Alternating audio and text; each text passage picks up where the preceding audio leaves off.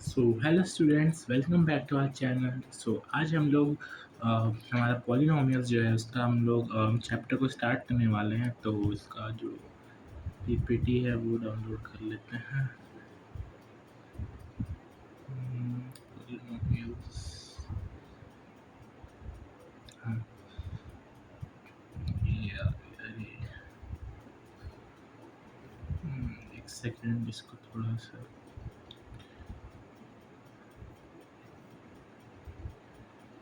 चलो। अब हम लोग अपना लेक्चर को स्टार्ट करते ही, हमारा लेक्चर 2 है पॉलिनोमियल्स चैप्टर का। ये लेक्चर 2 है। पॉलिनोमियल्स में हमने बेसिक्स देख लिया था कि ये सब जो उसके टर्म्स होते हैं जो हम लोग यूज़ करना है वो सब क्या होते हैं हमारा लेक्चर 1 में। तो आज हम लोग जो है बेसिकली अपना चैप्टर को स्टार्ट करेंगे। तो देखो, मैंने बताया था कि पॉलिनोमियल जो है, पॉलिनोमियल्स का बेसिकली जो है दो पार्ट में डिवाइड होता है चैप्टर। पहला फाइंडिंग जीरोस और मेकिंग अ क्वाड्रेटिक। ठीक है, तो आज हम लोग जो ये फर्स्ट टॉपिक जो है हमारा फाइंडिंग जीरोस का, उसको आज हम लोग देखने वाले हैं। ठीक, देखो फाइंड जीरोस को, जीरोस का पता था आपको, वेरिएबल का वैसा वैल्यू या फिर एक्स का वैसा वैल्यू जिसको अगर हम लोग उसके प्लेस से पुट करेंगे तो जो इक्वेशन है हम लोग का, पॉलिनोमियल है हम लोग का, वो जीरो के बराबर हो जाएगा। तो उसी के लिए हम लोग एक प्रोसेस का यूज़ करते हैं। एक फॉर्मूला होता है मिडिल टर्म स्प्लिटिंग।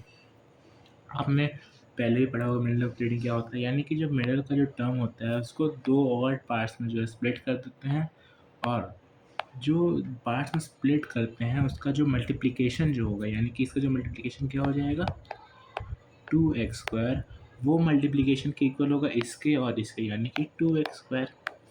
और उसका एडिशन सब्ट्रैक्शन जो भी है, सिंप्लीफाई है, वो जो होगा मिडिल टर्म जो हमारा था पहला इक्वेशन का, उसके जो है इक्वल होगा। ठीक है, ये पता है आपको ट्राइनोमियल है, ये तीन टर्म्स है, ये पॉलिनोमियल में कन्वर्ट हो जाएगा।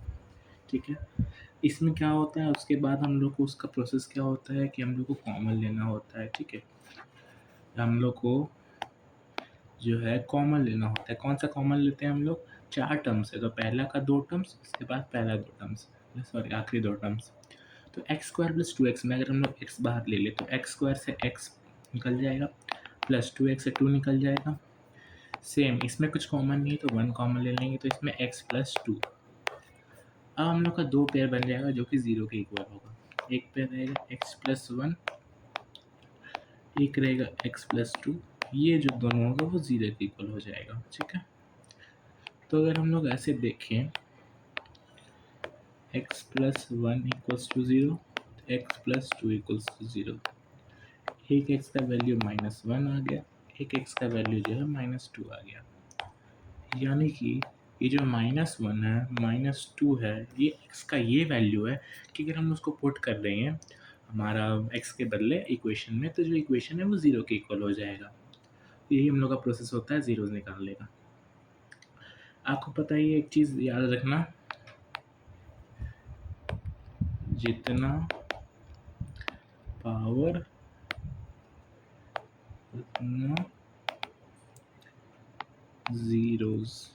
यानी कि जितना भी कोई भी इक्वेशन में पॉलिनोमियल का पावर होगा, डिग्री होगा, हाईएस्ट डिग्री, उतना उसका जीरो हो जाएगा। जैसे कि हमने इसमें देखा क्वाड्रेटिक जो होता है, मान लो x² + x + 2, तो इसमें जो हाईएस्ट डिग्री है वो हम लोग का 2 है। यानी कि इसका मैक्स जीरो जो होगा वो 2 जीरो होगा, मैक्स होगा, यानी कि लिमिट है, उससे ज़्यादा नहीं होगी। या तो एक भी हो सकता है या तो एक भी नहीं हो सकता है, लेकिन जो 2 है उतना तक ही रहेगा, उससे ज़्यादा जीरो जो है उसका नहीं होगा। सेम क्यूबिक के लिए होगा, बाइक्वाड्रेटिक के लिए होगा, लीनियर के लिए होगा। ठीक है, ये याद रखना। चलो ये क्वेश्चन है, ठीक है, इसको करते हैं। इसमें दिया हुआ है t² - 15। तो अगर हम लोग t² - 15 को 0 के इक्वल लिख दें, ठीक है, अब इसमें मिडिल टर्म स्प्लिट तो होगा नहीं, तो ऐसा करते हैं हम लोग कि -15 को उधर ले जाते हैं +15 में। ये क्या हो जाएगा, t ± √15 प्लस माइनस आपको पता है, जबकि स्क्वायर जो होगा वो हमारा एक साइड से दूसरा साइड जाता है, रूट बन जाता है, तो प्लस माइनस जाता है, और जो रूट होगा उसी के अंदर बाहर होगा -15 और +√15। माइनस जो होगा वो बाहर होगा, अंदर नहीं होगा, ये याद रखना। ये दो ज़ीरोज़ हो गए, यानी कि ये दो t का वैल्यू हो गया, जिसको कि हम लोग पुट करेंगे तो हम लोग का इक्वेशन जो है वो 0 के इक्वल हो जाएगा। बस यही है, यानी कि ज़ीरो हम लोग का ये हो गया कि मिडिल टर्म से पहले स्प्लिट कर लो, उसके बाद दो ज़ीरोज़ आ जाएगा, दो ज़ीरोज़ दो वैल्यूज़ आ जाएगा एक्स का या फिर कोई भी वेरिएबल का, उसको आप लोग पुट कर दो तो इक्वेशन जो होगा वो 0 के इक्वल हो जाएगा। ठीक है।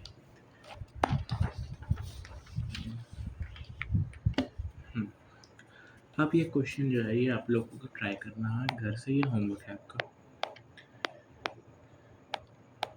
ठीक है, ये मिडिल टर्म स्प्लिट से होगा, इजी क्वेश्चन है। अब देखते हैं पैराबोला क्या होता है।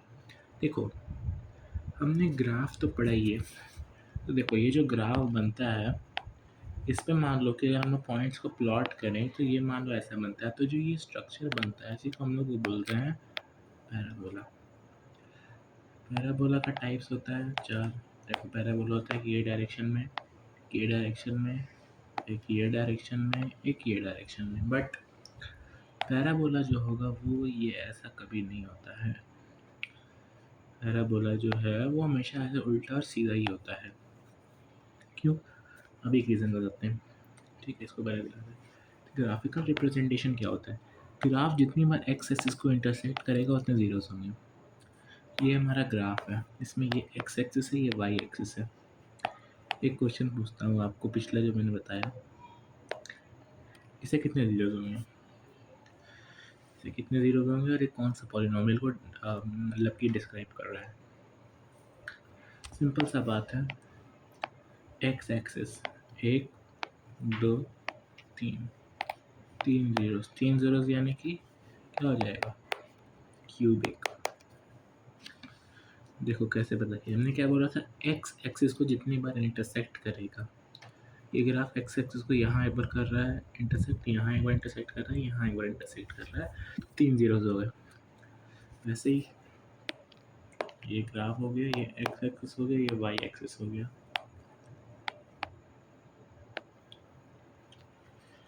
ये कितना ज़ीरोज़ होगा?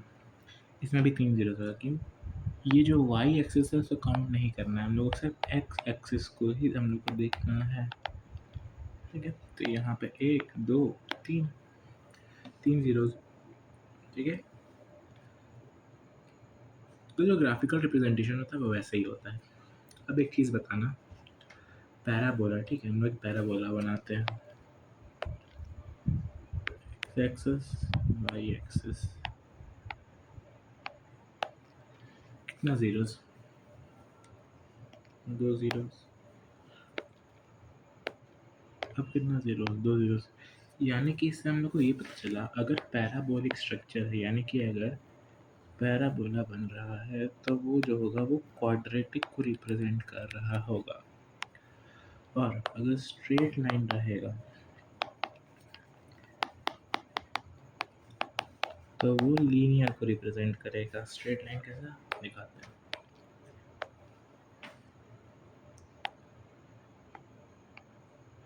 स्ट्रेट लाइन, तो अगर हम लोग इसको ऐसे ले जाए, इसका ज़ीरोज़ कितना होगा? 1 ज़ीरोज़ होगा, यहाँ इंटरसेक्ट किया। अगर इसको हम लोग ऐसे ले जाएं तो कितना ज़ीरोज़ होगा? 1 ज़ीरो होगा। क्यों? क्योंकि यहाँ पे एक ही बार इंटरसेक्ट करा। पैराबोला क्या था, कर्व हो गया था तो 2 बार इंटरसेक्ट कर दिया। ये तो एक स्ट्रेट लाइन है, कितना ज़ीरोज़ होगा? 1 भी नहीं होगा। कितना ज़ीरोज़ होगा? 1 भी नहीं होगा। ये कितना होगा? 1 होगा। ठीक है, 1 2 3 4, 4 ज़ीरोज़ हो जाएगा।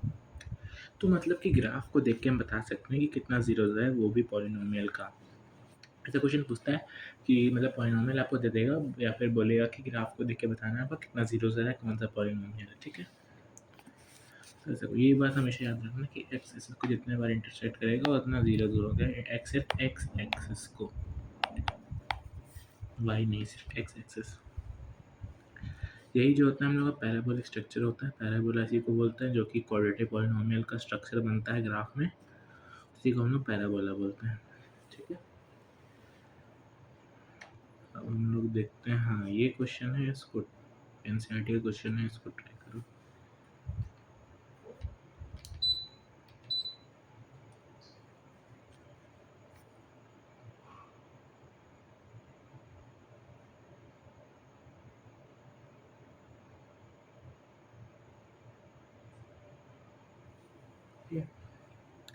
चलो देखते हैं ये कितना इंटरसेक्ट कर रहा है। एक बार में नहीं, तो इसका जीरो हो जाएगा, zero.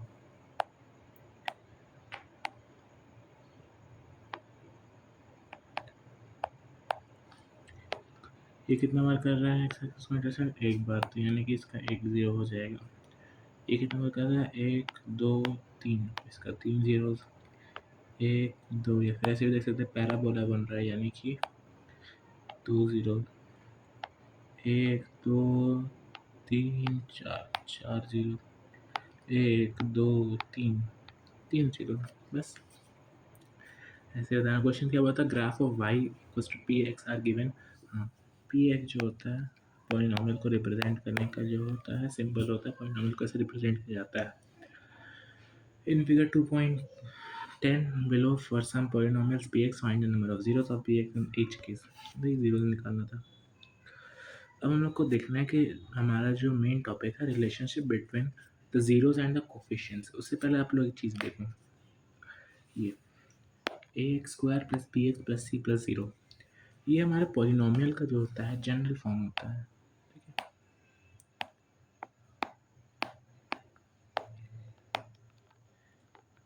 General form of polynomial, ठीक है,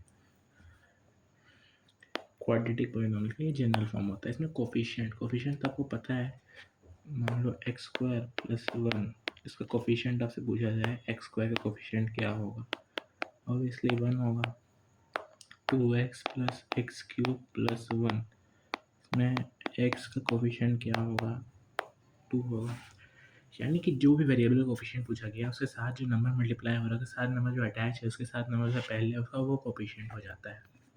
ठीक है, तो इसमें एक्स स्क्वायर का कोफिशिएंट क्या होगा? ए होगा, एक्स का कोफिशिएंट बी होगा, और सी जो होगा वो हमारा कांस्टेंट टर्म होगा। कांस्टेंट टर्म, इसके साथ कोई वेरिएबल नहीं होगा। ठीक है, अब देखो सम ऑफ जीरोस, मैंने आपको पहले लेक्चर में बताया था कि हम लोग जो है अल्फा और बीटा का यूज़ करने वाले हैं। ठीक है, तो जो अल्फा और बीटा होता है ये डिनोट करता है, क्या डिनोट कर रहा है? जीरोस ऑफ पॉलिनोमियल को ही डिनोट करता है। तो वही बोला जाए अल्फा और बीटा, यानी कि दो जीरो होता है, क्वाड्रेटिक पॉलिनोमियल का बात हो रहा है तो जीरो तो दो ही होगा। तो अल्फा प्लस बीटा जो होता है वो माइनस बी बाई, यानी कि minus coefficient of x by coefficient of x square. यानी कि कोई भी क्वाड्रेटिक पॉलिनोमियल मान लेते हैं x square minus 5x plus 6, इसका जीरोस मान लो, अल्फा जो है यानी कि अल्फा बीटा से डिनोट करते हैं, मान लो हो गया 2 और मान लो बीटा हो गया -3।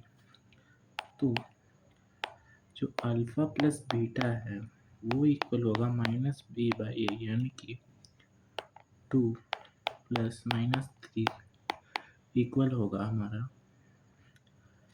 Minus of -5/1।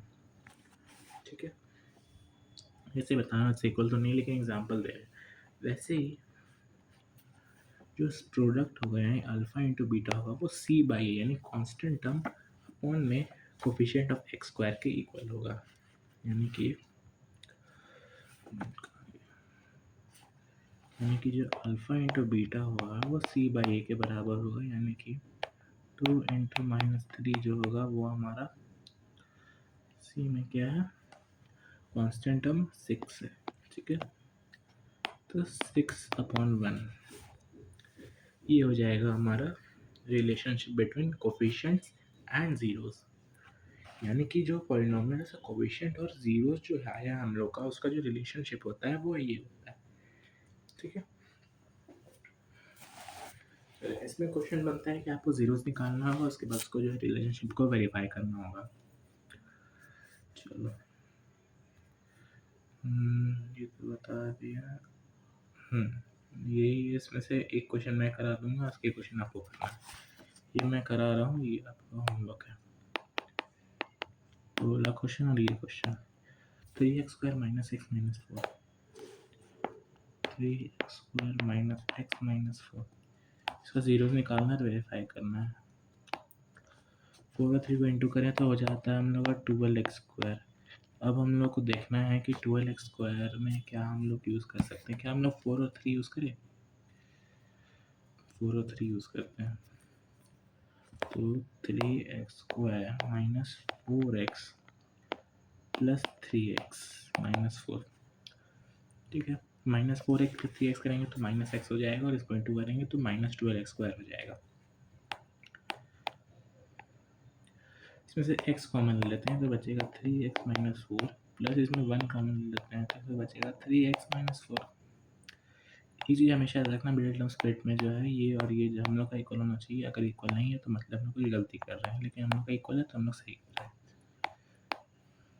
एक पेयर बन जाएगा x + 1, एक 3x - 4 इक्वल हो जाएगा 0 के।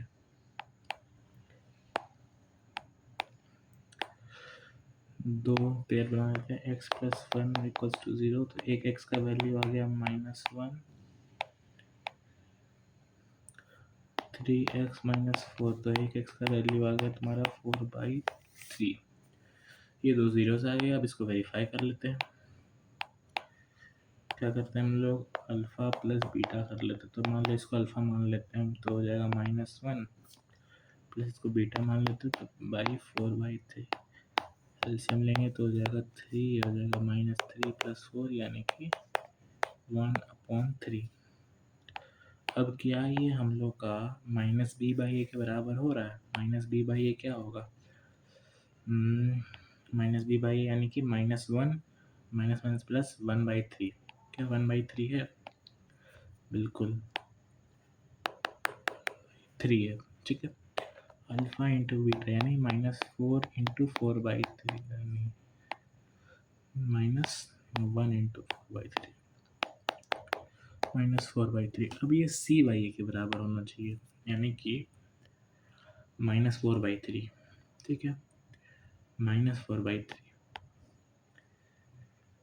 हो रहा है, यानी कि ये भी वेरीफाइड। यानी कि हमने जीरोस भी निकाल लिया और चेक भी कर लिया कि रिलेशनशिप जो है वेरीफाई कर रहा है कि नहीं कर रहा है। ठीक है, बस इतना ही है आज तक। आज इतना ही है। नेक्स्ट लेक्चर में हम लोग सेकेंड टॉपिक जो है वो हम लोग करेंगे क्वाड्रेटिक को फॉर्मेशन करना। और ये एक आपका क्वेश्चन होमवर्क है, इधर एक ये वाला वेरीफाई वाला और एक फाइंड ज़ीरो वाला, ठीक है। देखो, एक मैं फार्मूला बता के जा रहा हूँ नेक्स्ट टॉपिक का क्वाड्रेटिक फॉर्मेशन का। ये एक फार्मूला है, ठीक है। x² के x² minus sx plus p। ये s क्या है और p क्या है? s यानी कि सम ऑफ जीरोज यानी कि अल्फा प्लस बीटा, और p क्या है? प्रोडक्ट ऑफ जीरोज यानी कि अल्फा इंटू बीटा, ठीक है। होता क्या है कि इसका वैल्यू आपको पुट करना होगा। नहीं छोड़ो, नहीं बताऊंगा अभी, बस इसका यूज़ करो। जो k है उसको अभी ध्यान मत दो, k के बारे में बताऊंगा नेक्स्ट क्लास में। एक क्वेश्चन लेके जाना रो, ठीक है, इसको ट्राई करना। Find a quadratic whose alpha plus beta is equals to -3 and alpha into beta equals to 4। यानी कि जिसका सम जो है वो -3 होगा, जिसका प्रोडक्ट -4 होगा, ठीक है। इससे जो है हम लोग को एक क्वाड्रेटिक पॉलिनोमियल को जो है फॉर्म करना है। ट्राई करके देखना, बन जाएगा। कैसे बनाना है? बस यही फार्मूला का यूज़ करके। अब हम लोग लेक्चर 3 जो है उसमें ये हम लोग को ये मेकिंग क्वाड्रेटिक वाला को जो है हम लोग कंप्लीट करेंगे। लेक्चर 4 में जो है और लेक्चर 5 में जो है हम लोग दोनों में मिक्स क्वेश्चंस का सॉल्विंग करेंगे। मतलब कि मिक्स क्वेश्चन जैसे केस बेस्ड और दोनों टॉपिक को लेके केस बेस्ड और अलग अलग टाइप के क्वेश्चंस को सॉल्व करेंगे। ठीक है, बस इतना ही। और